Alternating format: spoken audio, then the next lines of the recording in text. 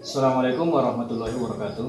Waalaikumsalam warahmatullahi wabarakatuh. Selamat pagi dan salam sejahtera buat kita semua, Bapak Ibu yang muliakan. Di sini saya akan mencoba untuk menjelaskan kepada Bapak Ibu AKM, yaitu asesmen kompetensi minimum.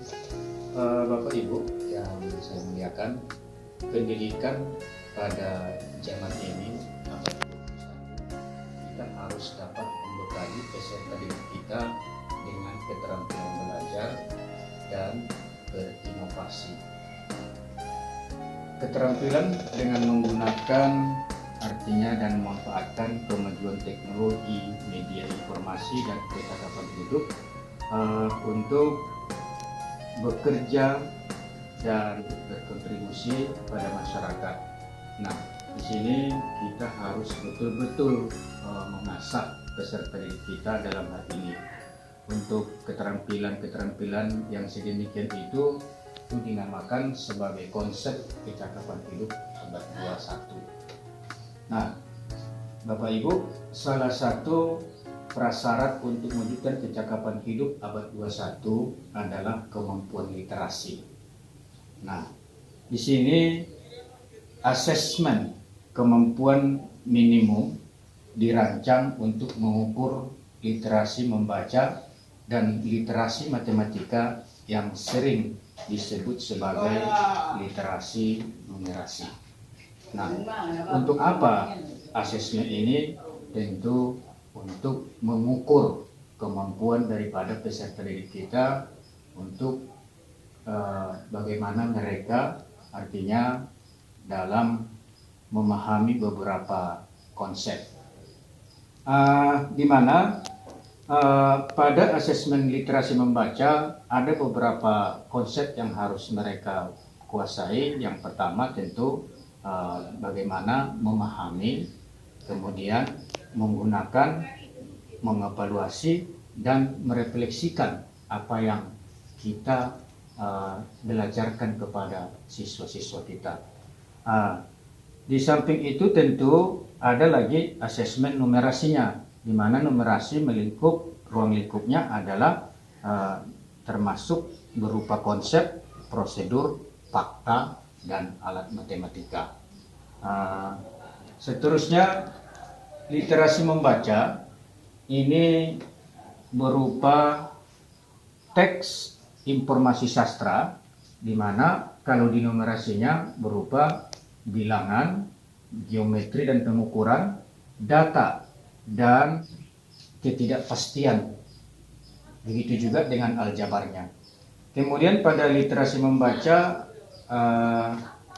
berupa proses kognitifnya, yaitu antara lain bagaimana siswa kita itu bisa menemukan informasi, kemudian interpretasi dan integrasi, seterusnya evaluasi dan refleksi. Sedangkan pada numerasi menyangkut pemahaman, penerapan, dan penalaran. Sementara dalam konteks literasi itu ada personal, sosial budaya, dan saintifiknya. Sedangkan pada numerasi ada personal, sosial budaya, begitu juga dengan saintifik.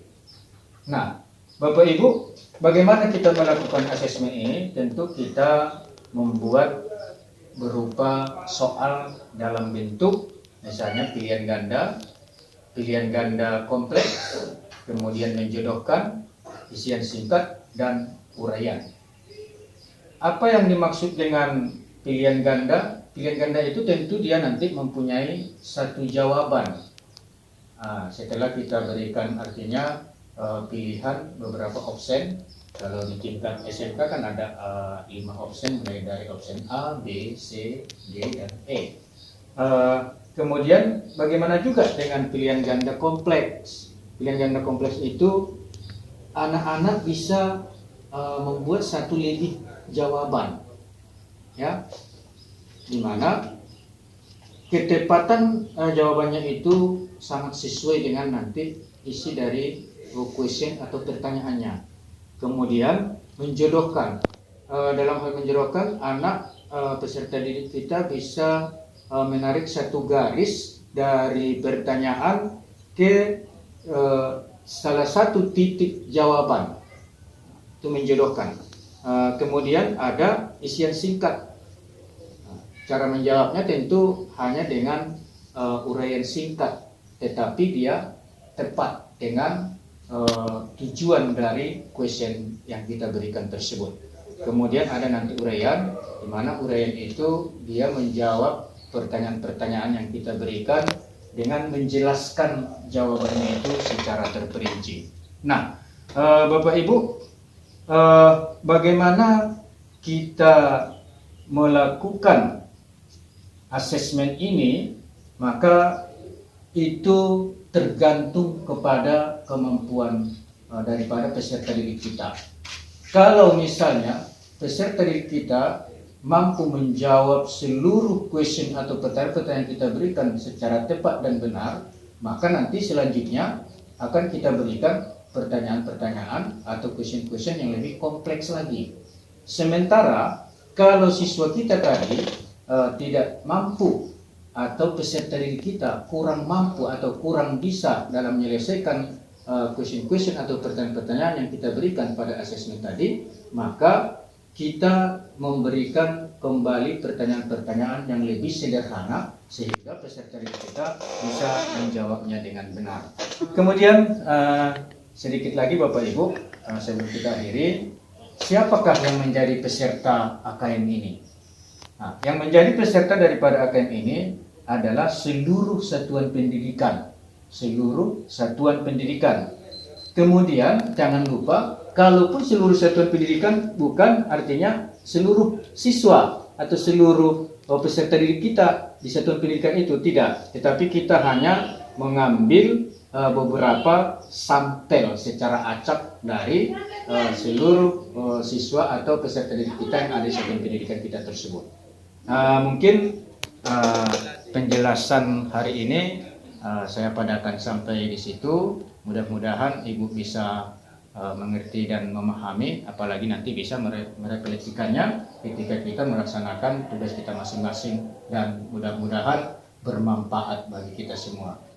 Bapak Ibu, demikian saya sampaikan sekitar asesmen kompetensi minimum. Mudah-mudahan di lain waktu bisa kita lanjutkan. Wassalamualaikum warahmatullahi wabarakatuh.